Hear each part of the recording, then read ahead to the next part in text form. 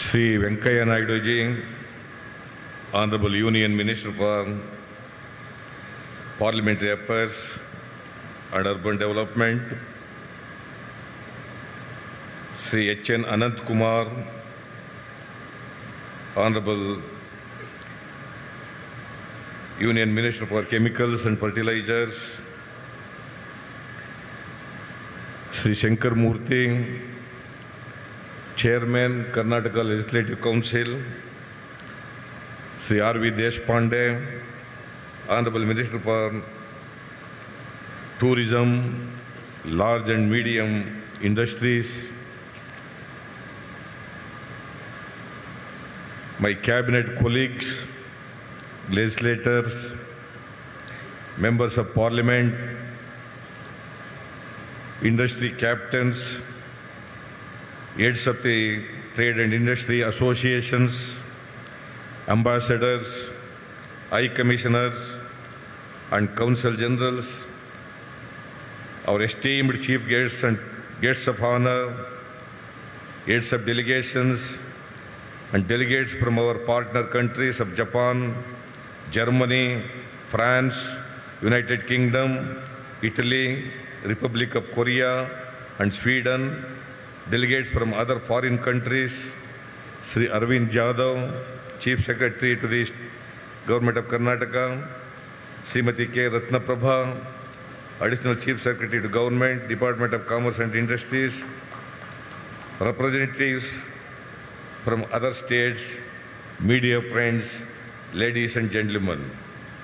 I am very much delighted to welcome you all to this historic state of Karnataka.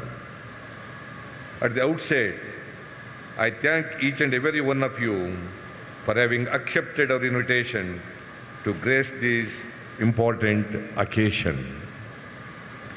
The presence of such high-profile international and Indian dignitaries on and off the dais is a testimony to the unprecedented support and reception that Invest Karnataka has received. I must admit that I am both proud and humbled at the same time. The enormous interest and enthusiasm to invest in Karnataka places immense responsibility on us, and let me say that Karnataka is fully prepared to shoulder this responsibility. We'll do everything possible to enable seamless conduct of business with total transparency and with the assurance that your projects will be speedily implemented. Friends, the word Karnataka has been derived from the words Karu, which means elevated, and Nadu, which means land. This land is not only geographically elevated, but is also elevated due to its rich history, culture, and most importantly, its futuristic outlook, which has led to stupendous socio-economic achievements. Since we assumed office in May 2013, we have had a single-minded focus on uplifting the people of our state. To do this, we outlined a vision of shared growth and prosperity for the 65 million people who reside in Karnataka. Friends, developed economies are going through a recessionary phase which has further been impacted by the slowdown in China. But as they say, adversity brings opportunity.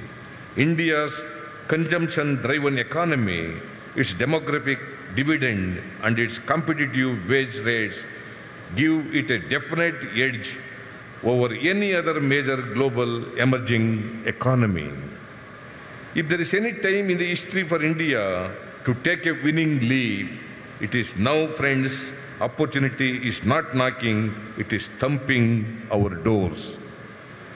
Last year, consulting firm PwC brought out a report titled The Future of India, which noted that at the present growth rate, India will become 5.6 trillion US dollars economy in the next 20 years, but this itself is not enough.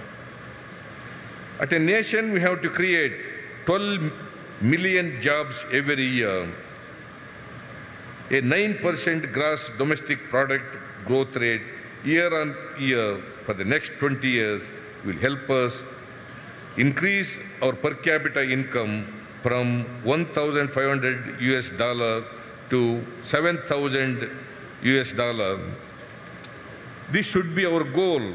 Only then will we secure our future and provide quality life for our aspiring young population. Today, I commit to all of you that Karnataka will be at the forefront of helping India march towards such a goal. Karnataka is a $120 billion US economy. Let us make it 700 billion economy, $7 billion US economy by 2035. If India aspires to grow at 9%, let us aspire for Karnataka to grow at 10%. Each one of you seated here today already has or could have a stake in Karnataka's journey and indeed in our country's future. What makes Karnataka so special and unique?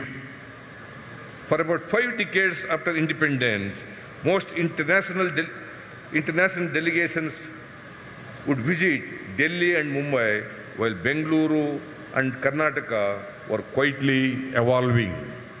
All that has changed today. Every international delegation makes Bengaluru and Karnataka as their destination in India because today's Karnataka is not quite anymore. It is booming with activity. Some of the stalwarts who catalyzed this change are sitting on the dais. Sri N.R. Narayanamurthy, Sri Ajim Premji, and Srimati Kiran Majumdar Shah. We are proud of them. Friends, Karnataka possesses the unbeatable combination of high technology and an outstanding workforce. Friends, Karnataka's standing as one of the most progressive and industrialized states in India has been recognized worldwide. The World Economic Forum has identified Karnataka among the top 4 innovation hubs in the world, and Bengaluru ranks as the 4th largest global tech cluster after Silicon Valley, Boston, and London. But this has not happened overnight. Our tryst with futuristic technologies is more than a century old. We are the first in Asia to commission a hydroelectric project. We were the first in Asia to get electricity. Our products and services reached the global market. Our aircrafts took to the skies, and the satellites built in Bengaluru reached outer space long ago. Over the years, more than 400 of the biggest Fortune 500 companies have made Karnataka their home and continue to invest here. New interest and investments continue to pour in every day. The city of Bangalore is the hub for several economic activities such as information technology, biotechnology, science and technology, aerospace, and startups.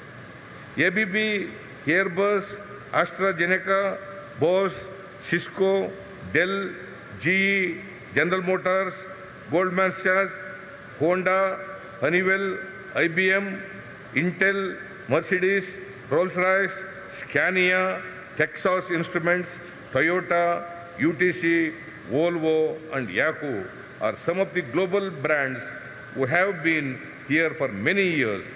Karnataka houses more than 400 research and development institutions and innovation centers of global brands. Perhaps no other region in the world can boast such a concentration of brands. Many Indian companies prefer Karnataka. Infosys, Wipro, Biocon, Tata, Mahindra, Reliance, Imasinga, Asian Paints, TVS, JSW, and many others.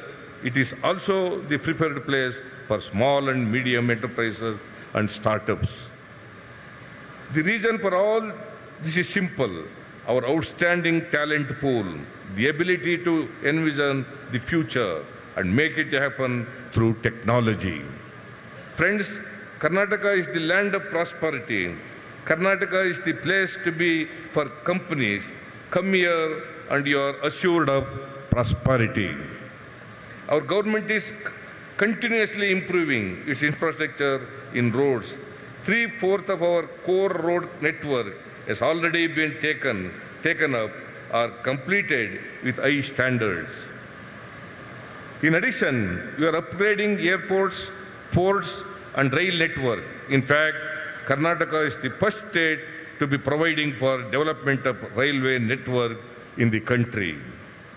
I hope that Government of India will consider allocating more funds to Karnataka in the ensuing budget to facilitate further growth.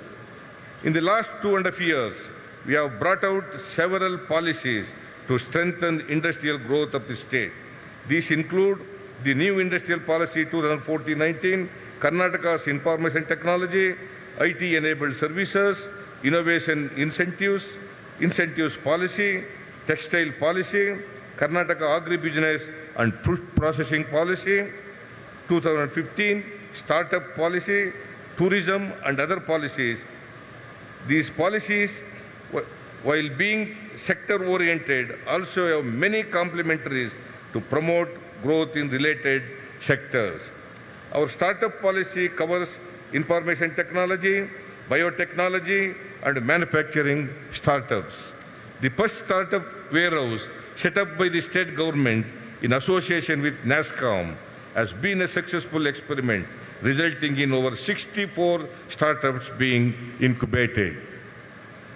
I am glad to state that as per the Global Startup Ecosystem Ranking Report 2015, Bangalore is the only Indian city to be ranked among the 20 startup ecosystem in the world.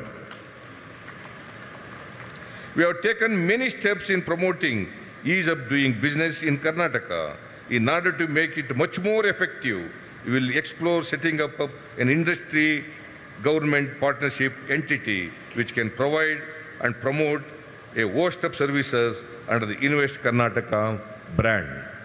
Friends, through a clear vision and well-defined roadmap, our government is working towards propelling Karnataka to contribute to India's growth in a significant way.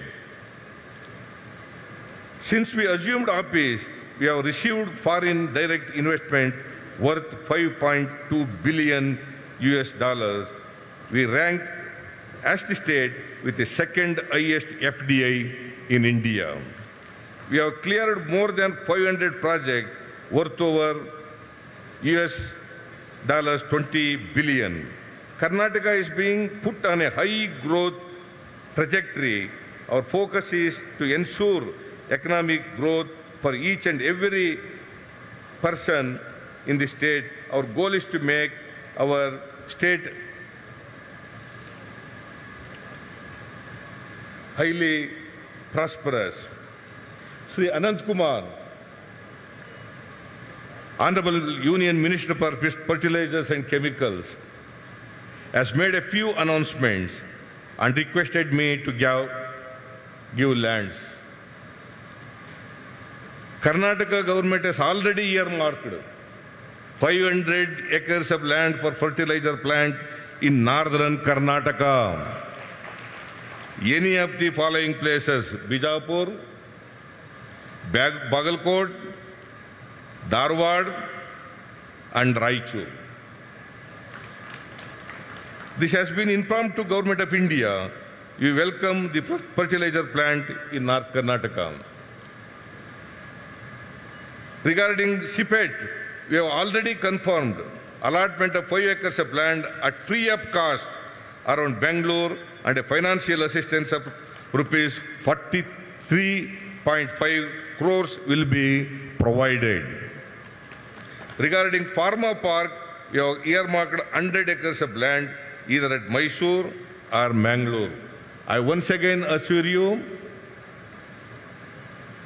whatever quantity land you require, will provide you.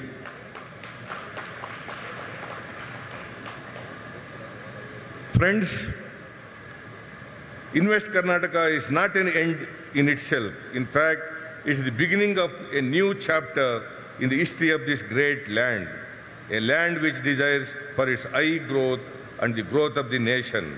Our goal is to make Karnataka the growth engine of India. And I welcome you to Karnataka, the land where the future is being made. Thank you, one and all. Jai Hind, Jai Karnataka.